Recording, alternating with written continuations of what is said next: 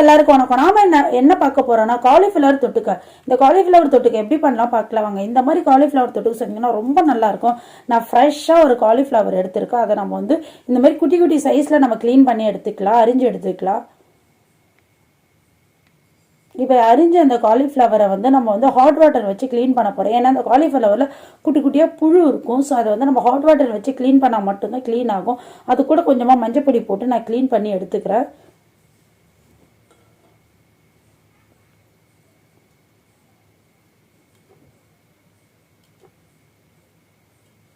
இதிலே பார்த்தீங்கன்னா நமக்கு ஆல்மோஸ்ட் வெந்துடும். இப்போ ஒரு கடாயில் 3 ஸ்பூன் அளவுக்கு ஆயில் ஆட் பண்ணி 1.5 ஸ்பூன் கடுகு ஆட் பண்ணிக்கலாம். இதில் பார்த்தீங்கன்னா நம்ம வேற எந்த இன்க்ரீடியன்ஸும் சேர்க்க போகிறது இல்லை. இஞ்சி பூண்டு பேஸ்ட் எதுவுமே கிடையாது. ஒன்லி டொமோட்டோவும் க்ரீன் சில்லி மட்டும் தான் ஆட் பண்ண போகிறேன். நான் 3 டொமோட்டோ நல்லா குட்டி குட்டியாக கட் பண்ணி வச்சுக்கினேன். ஒரு 7-8 பச்சை மிளகாய் எடுத்து கீரி வச்சுருக்கேன். ஸோ இதை 2 ஆட் பண்ணி நல்லா நம்ம வதக்கி விட்டுக்கலாம். இது கூட ஒரு கொத்து கருவேப்பிலையும் நம்ம ஆட் பண்ணிக்கலாம்.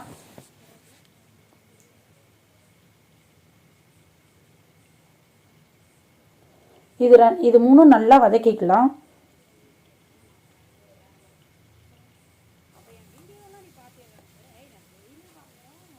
இது நல்லா வதங்கினதுக்கு அப்புறம் நம்ம க்ளீன் பண்ணி வச்சிருக்கோம் இல்லையா, அந்த காலிஃப்ளவரை அது கூட ஆட் பண்ணிக்கலாம்.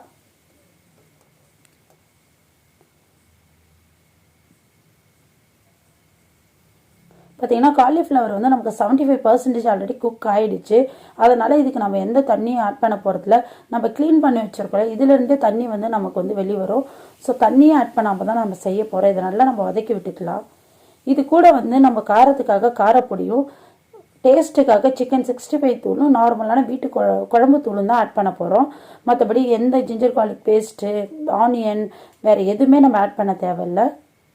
ஸோ இதை மாதிரி செஞ்சாலும் ரொம்ப சிம்பிளாக ரொம்ப டேஸ்ட்டாக இருக்கும்.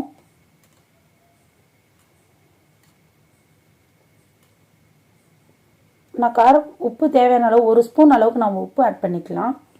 இது கூட 1 ஸ்பூன் அளவுக்கு காரப்பொடி ஆட் பண்ணிக்கிறேன். இப்போ இது கூட சிக்கன் 65 தூள் நான் ஆட் பண்ணிக்கிறேன். இதை நம்ம நல்லா கலந்து விட்டுக்கலாம்.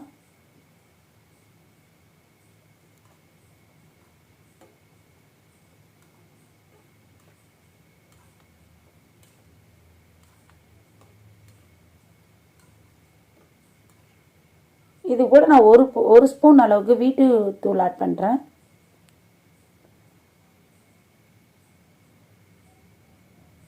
இது 3 ஆட் பண்ணி நல்லா கிளறி விட்டு ஒரு 5 மினிட்ஸ் நம்ம குக் பண்ணி எடுத்தோம்னா நமக்கு சூப்பரான சுவையான காலிஃப்ளவர் தொட்டுக்க ரெடி ஆகிடும். நீங்களும் வீட்டில் ட்ரை பண்ணி பாருங்க. ரொம்ப நல்லாயிருக்கும், ரொம்ப சூப்பராக இருக்கும். சாம்பார், தயிர் சாதம் இதுக்கெல்லாம் அல்டிமேட்டாக இருக்கும். நீங்கள் ட்ரை பண்ணி பாருங்கள். உங்களுக்கு வேணும்னா இதில் முட்டை ஆட் பண்ணிக்கலாம். ஸோ எனக்கு இன்றைக்கி முட்டை வேணாம், சாட்டர்டேன்றதுனால நாங்கள் நான்வெஜ் சாப்பிட மாட்டோம். ஸோ முட்டை ஆட் பண்ணாமல் செஞ்சுருக்கோம். சப்போஸ் உங்களுக்கு முட்டை வேணால் நீங்கள் முட்டை ஆட் பண்ணி செய்யுங்க.